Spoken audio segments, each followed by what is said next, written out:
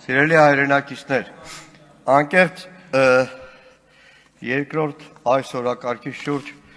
արձանագրվել էի, որպեսզի շատ հարցադրումների, այստեղ հնչած ելույթների պատասխանեի, բայց պետք է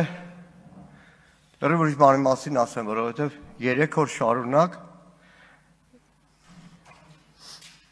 տարբեր ԶՊՎ-ներում, որը ժողովրդում հայտնի է կեպեզ է, ձերբակալվածների ժամանակավոր պահպանման վայրերում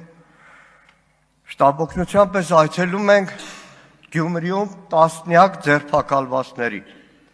տասնյակ բերման ենթարկվածների, այսպես ցուցակներ եմ կազմում, որպեսզի հարազատներին զանգեն տեղյակ պահեն, որ իր հարազատն ուր է, որտեղ մարդիկ 2-3 օր լուր չունեն իրենց հարազատներից։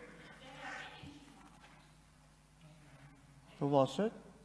Հա, հեսա կասեմ տեղյակ է։ Տիկին Պալյան։ Գիտեք, ԶՊՎ-ներում հանդիպում ես մարդկանց բանվորական հագուստով, կոմունալ տնտեսության բեռնատարների, վարորդների,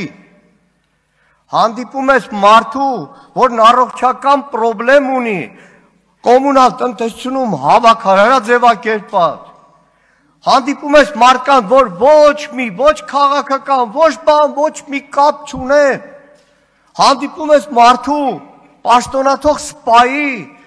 որը թոշակի անցնելուց հետո վարձով ապրում, քառօրյա 44 օրյա պատերազմի ամենաթեժ զորամասերից մեկի հրամանատարի տեղակալ է եղել։ Նայեք, վերանում եմ Վարդան Ղուկասյանից, նույնիսկ վերանում եմ Վարդան Ղուկասյանի եղբոր թոռներից, ես խոսում եմ պարզ այն մարդկանց մասին, որ բերման են ենթարկվել, որ 2-3 օր պահելուց հետո գիտեք ինչ են արել, որ ուզում եմ անկեղծ ասեմ, նայեք,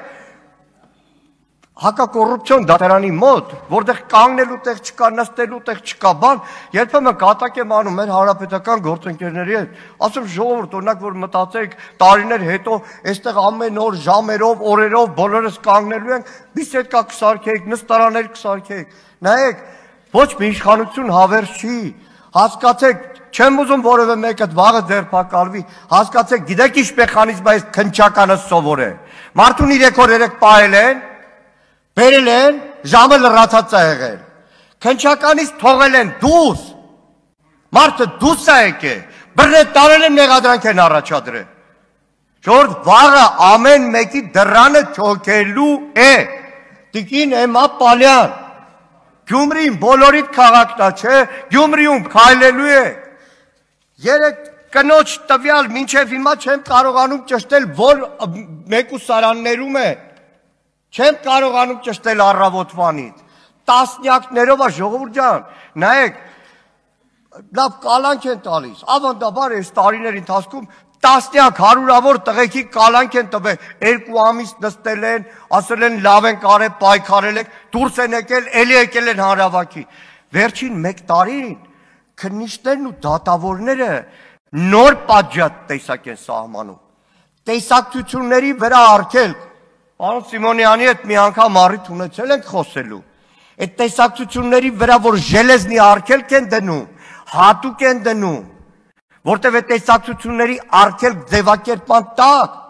պատգամավորների իրավունքներն էլ է ոտնահարվում, որ պատգամավորներից որևէ մեկը չգնա այդ կալանավորին տեսնի, որովհետև տեսել են այս 4 տարիների ընթացքում, ով բռնվել է, առավոտ գիշեր կողքը կանգնած ենք եղել, չենք թողել մենակ լինի, չենք թողել համարի, որ այս իշխանության այդ երկաթե մամլիչը մինչև վերջ ճզմելու է, բայց հիմա տեսակցությունների արգելքը համատարած է, նայեք, Սրբազան, Բագրատ Սրբազանի հետ 19 արդարների վրա, բոլորի վրա տեսակցությունների արգելքը դրել են, քիչ է,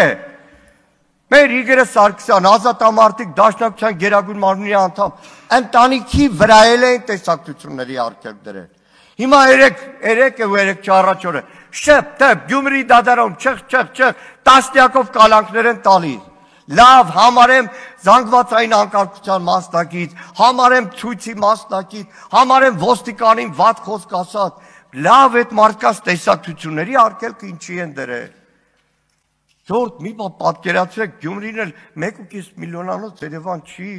Գյումրին շատ ավելի փոքր է, որտեղ 1-2 տասնյակ ձերբակալվածը արդի գաղութ 2 ամսով ուղարկված է ընտանիքներ, որոնք վարձով են ապրում, որոնք այդ աշխատող մարդու հույսին են։ Պատկերացրեք այդ քաղաքի տեսակարգշռի մեջ ինչ դեր է ունենում։ Իմիջայլած մի բան, այլ թեմա։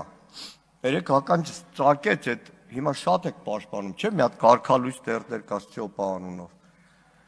Պարզվում է։ Ինչ։ Հա, Ստեփան, լավ։ Պարզվում է, Կադիրովի մոլի երկրպագուն է։ Գնացեք, պաշտպանեք Կադիրովի մոլի երկրպագուին։ Գնացեք, պաշտպանեք կարգալույց եղած Կադիրովի մոլի երկրպագուին։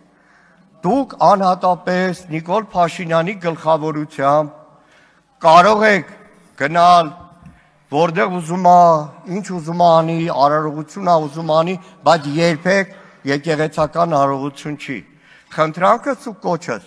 մեր հայրենակիցներին, հավատավոր հայրենակիցներից որևէ մեկին չմոլորեցնեք,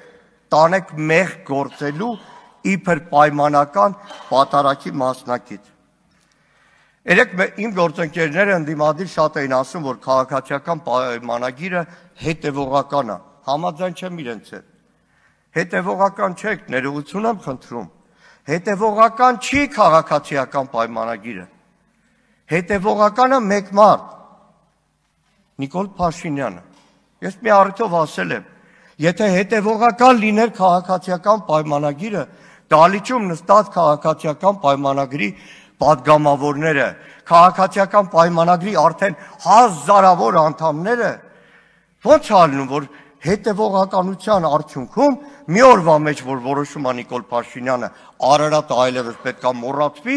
քաղաքացիական պայմանագրի բոլոր անդամները ասում են այն զինանշանը, որ մենք ունենք, որ ձևակերպել էինք Արարատի կոնտուր, այլևս էդի Արարատի կոնտուրը չի։ Էդի, չգիտեմ, Ֆուկուսիմա օրինակ լեռն է։ Հետևողականությունը, եթե ասում եք, անցած տարվա Մյուրոն օրներքի արարողությանը, ես տեսել եմ այս դալիճում նստած շատ պատգամավորների, որպես հայ առաքելական եկեղեցու,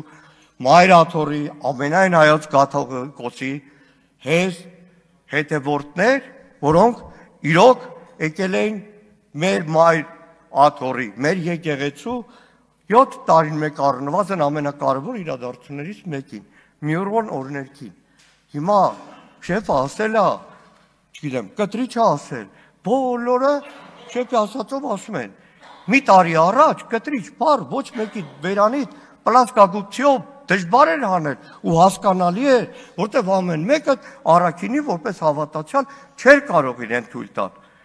Հետևողական, որ ասում ենք, ժողովուրդ հետևողական չի, որովհետև Նիկոլ Փաշինյանը մի օր կանգնում մի բան է ասում, բոլորը պարտադիր պետքա կրկնեն, բոլորը պարտադիր պետքա կրկնեն, ամեն հարցում, այսինքն այս 7 տարվա մեջ